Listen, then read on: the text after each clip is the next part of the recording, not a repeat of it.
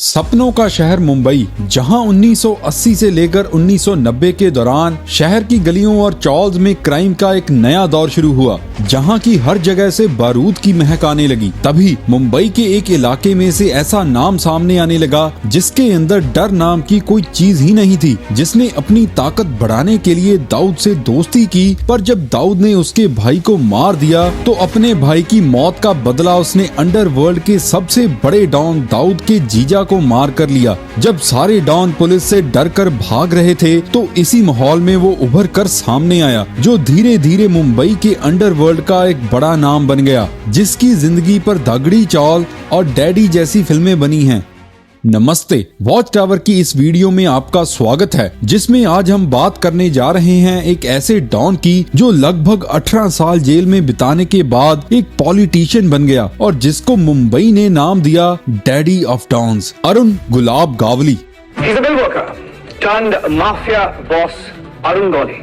Arun Gawli, better known as Daddy. To escort the man they call Daddy.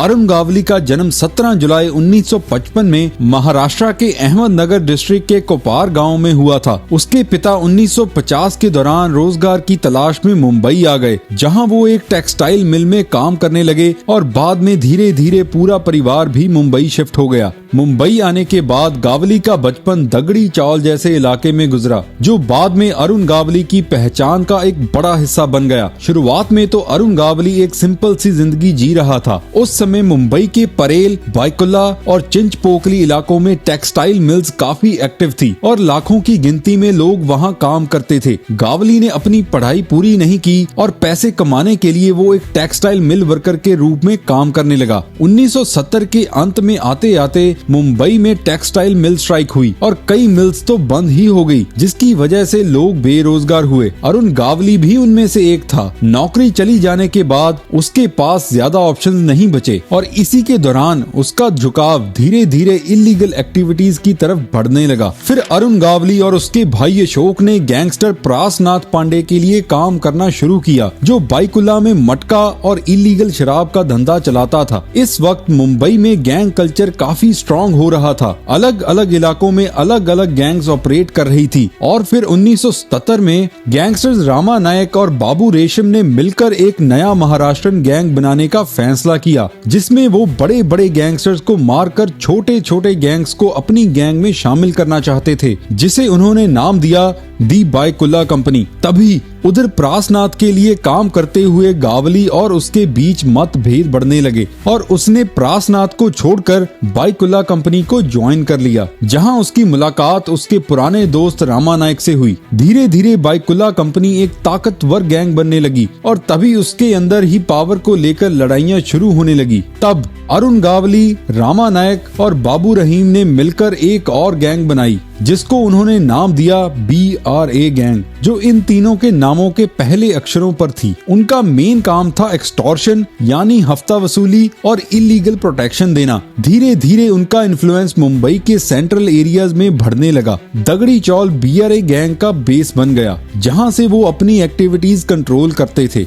1980 के दौरान मुंबई का underworld अपने peak पर था और इसी दौरान अरुण गावली का नाम भी बड़े गैंगस्टर्स के साथ लिया जाने लगा। उनका क्लैश दूसरे गैंग्स के साथ भी होता रहा, खासकर उन लोगों के साथ जो मुंबई के अलग अलग एरियाज पर कंट्रोल रखना चाहते थे। फिर इन्हीं लड़ाइयों के चलते रामा नायक जेल चला गया, जहां उसकी दाऊद के खास आदमी बड़ा राजन के साथ दोस्ती हो गई और ऐसे BRA गैंग दाऊद के कनेक्शन में आई। उन दिनों पठान गैंग ने दाऊद के बड़े भाई शबीर इब्राहिम की हत्या कर दी और दाऊद कैसे भी करके पठान गैंग को खत्म करना चाहता था और तभी दाऊद ने गावली से दोस्ती की और मिलकर पठान गैंग को खत्म कर दिया। ऐसे ही गावली ने दाऊद से पैसे लेकर कई कत्ल किए और इसी की वजह से लोग उसे सुपारी किंग भी कहने लगे। फिर अरुण गावली की गैंग में एक बड़ा टर्निंग पॉइंट तब आया जब गावली के पार्टनर नायक का दाऊद की गैंग के साथ एक बहुत बड़ा झगड़ा हो गया और जिसकी वजह से दाऊद ने पुलिस को नायक के धंधों के बारे में सब बताकर उसका इनकाउंटर करवा दिया।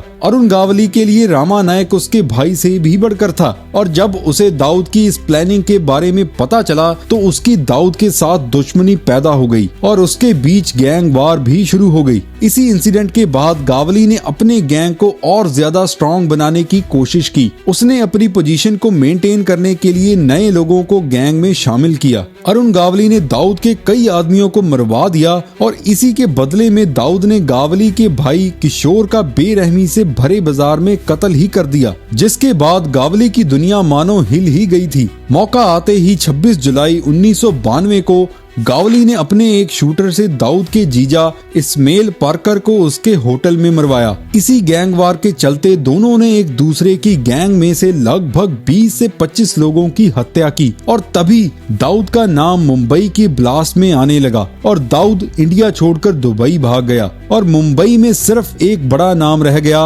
अरुण गावली, जिसकी वजह से बाकी सब गैंगस्टर्स ने गावली के आगे हार मान ली। वो अब दगड़ी चौल में एक नेता जैसे रहने लगा। वहाँ के लोग उसे एक प्रोटेक्टर के रूप में भी देखते थे। वो लोगों की मदद करता, उनके इश्यूज सॉल्व करता था और इसी वजह से उसे लोकल सपोर्ट भी मिलता रहा। इसी वजह से वहाँ के लोग गावली को डैडी कहकर पुकारने लगे। इसी दौरान उसका नाम कई सीरियस क्राइम्स में आने लगा, जिसमें कई मर्डर्स और एक्सटॉर्शन केसेस भी शामिल थे। पुलिस ने उसके खिलाफ कई केसेस रजिस्टर किए और उसे कई बार अरेस्ट भी किया गया, लेकिन उसके लिए कई नामी वकील काम करते थे और हर बार उसे बेल पर बाहर निकाल लेते थे। 1990 के आखिर तक गावली ने अपनी इमेज को बदलने की कोशिश शुरू की। उसने पॉलिटिक्स में एंट्री लेने का फैसला भी किया। ये एक बड़ा स्टेप था क्योंकि ये गैंगस्टर का पॉलिटिशियन बनना उस समय काफी अनकॉमन बात थी। उसने अपनी ही एक पॉलिटिकल पार्टी बनाई जिसका नाम था अखिल भारतीय सेना। इस पार्टी के थ्रू उसने इलेक्शंस लड़ना शुरू किया। धीरे धीरे उसका फोकस क्राइम से हटकर पॉलिटिक्स की तरफ शिफ्ट होने लगा। 2004 में अरुण गावली ने मुंबई के चिंचपोकली एरिया से इलेक्शन जीता